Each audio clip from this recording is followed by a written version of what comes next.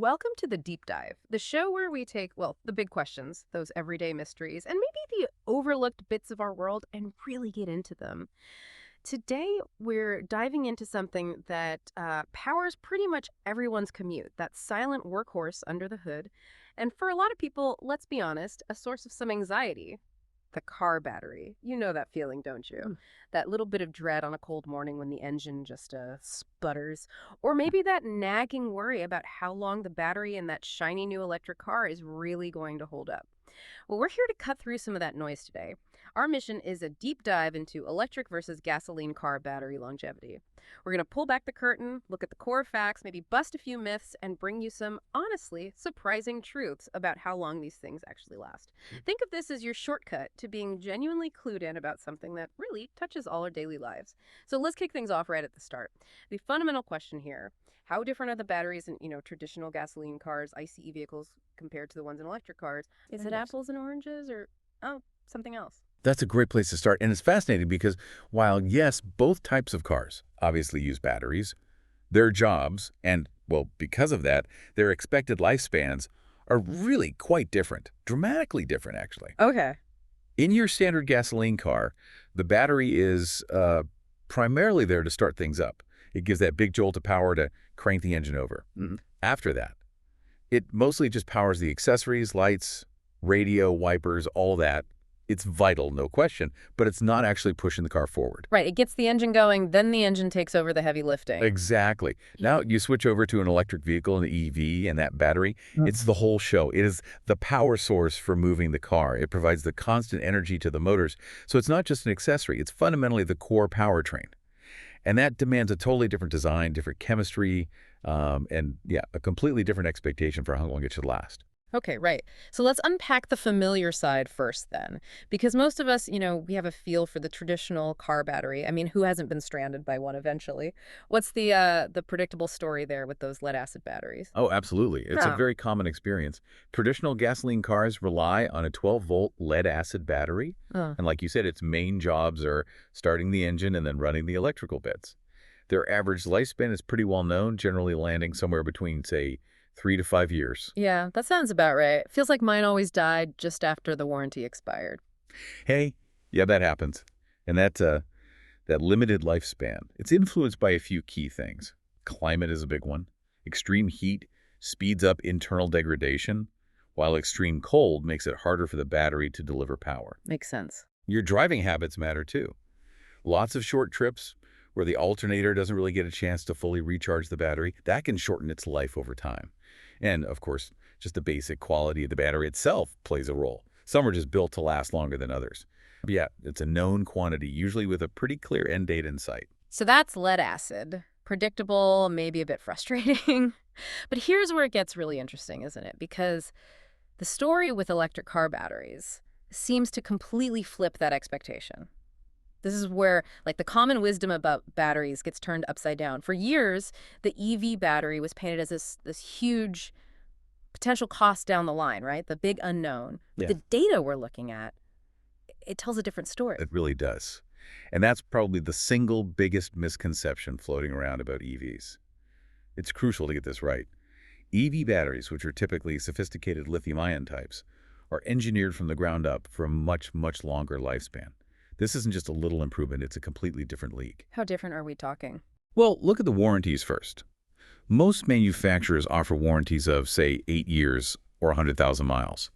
That alone is a huge jump from 3 to 5 years. Right. But here's the really key part.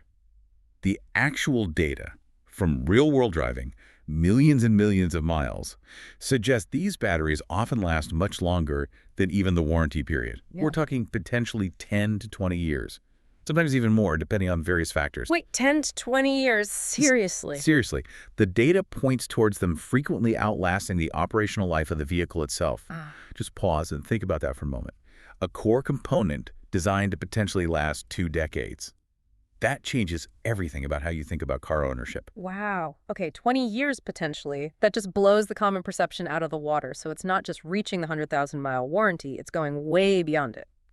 But, okay, that raises the practical question now. If they can last that long, what influences their health? How can owners, help them reach that potential? What are the do's and don'ts? Good question. And while the car's own management system does a lot automatically, there are definitely things owners can do. The data highlights a few key areas. First off, charging habits. Right. I've heard about this, like, don't always charge to 100%. Exactly. While using DC fast chargers is super convenient sometimes, relying on them constantly, and especially pushing the battery to 100% charge all the time, can speed up degradation slightly over the long term. Think of it like stretching a rubber band to its absolute max constantly versus keeping it more relaxed. The battery is happiest, least stressed, somewhere in the middle of its charge range. So like 20% to 80%, that range people talk about. Yeah, that's generally the sweet spot. Aiming to keep it roughly between 20% and 80% for daily use puts less strain on the cells over time. Doesn't mean you never charge to 100% for a long trip or never let it get below 20%, but as a regular habit, staying in that middle zone helps. Okay, so mindful charging. Makes sense. What else affects longevity? The next big one is temperature extremes. Both very hot weather and freezing cold can impact battery health and performance. Right, batteries don't like getting too hot or too cold. Precisely. Yeah. But this is where the engineering in modern EVs really comes into play. They have sophisticated thermal management systems. These aren't passive. They actively heat or cool the battery pack, often using liquid circuits, to keep it in its ideal temperature zone. Whether it's baking hot outside or well below freezing, the system works to protect the battery. And that active management is a huge reason why they last so long. So the car is actively looking after its own battery temperature. Constantly. Then there's driving style. EVs offer that instant acceleration, which is fun, but Flooring it all the time isn't great for the battery. Shocker. yeah. Consistently aggressive driving, meaning lots of rapid acceleration and hard braking, which involves regenerative charging, puts more cycles and more stress on the battery over time. Smoother driving is just gentler and helps prolong its life. And finally, maybe the unsung hero here, the battery management system, or BMS. EMS. Yeah, you hear that acronym a lot with EVs. How critical is that system? Oh, absolutely fundamental. Think of it as the battery's brain. It's an incredibly complex computer system constantly monitoring everything. It manages the temperature, like we just discussed, but it also meticulously balances the charge level across every single individual cell within the pack. This prevents some cells from being overworked while others are underutilized. It controls the power flow to prevent damage, ensuring everything operates safely and efficiently. Honestly, these advanced BMS systems are a massive factor behind the robustness and longevity we're seeing in real-world EV batteries. They're doing optimization and protection constantly behind the scenes. Okay, that makes a lot of sense. The car itself is playing a big role in protecting its own battery.